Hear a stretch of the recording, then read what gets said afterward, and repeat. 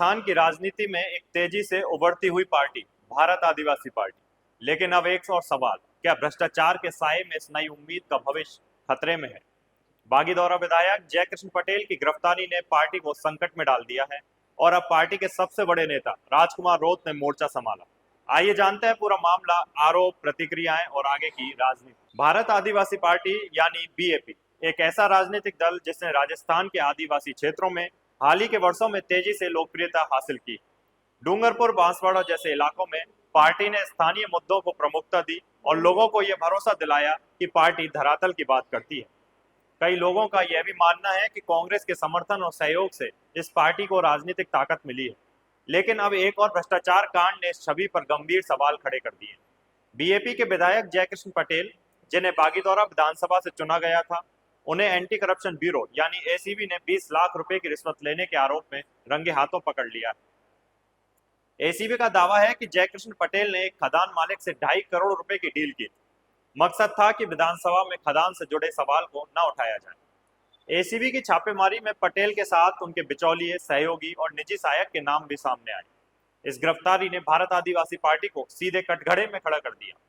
तेजी से बढ़ती हुई पार्टी की छवि को इस एक घटना ने झटका दिया। राजनीतिक विश्लेषकों का कहना है कि भ्रष्टाचार के खिलाफ लड़ाई लड़ने वाली पार्टी अगर खुद उसमें फंस जाए तो जनता का भरोसा टूटता है।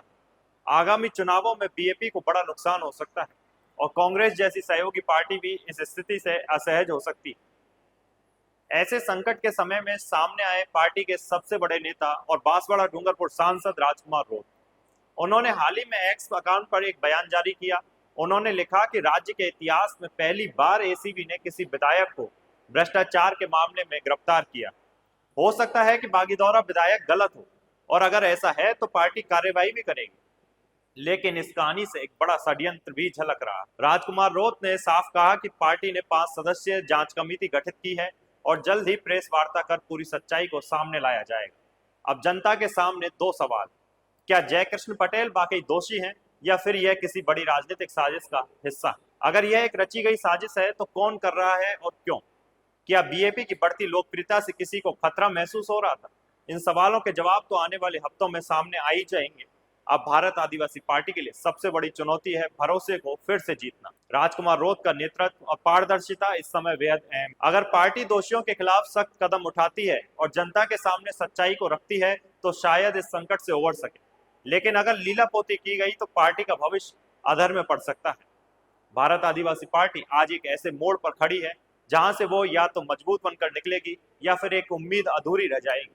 राजनीति में छवि, भरोसा और ईमानदारी सबसे बड़ा निवेश होता है। अब देखना है कि बीएपी इसे कैसे संभालती है। क्या आपको लगता है ये रिश्वत कांड पार्टी की साख पर स्थायी दाग है या बीएपी इससे निकलकर और मजबूत होगी? अपनी राय नीचे कमेंट करें और वीडियो को लाइक करें, शेयर करें और हमारे चैनल को सब्सक्राइब करें ताकि मिले आपको ऐसी ही राजनीतिक खबरें सबसे पहले।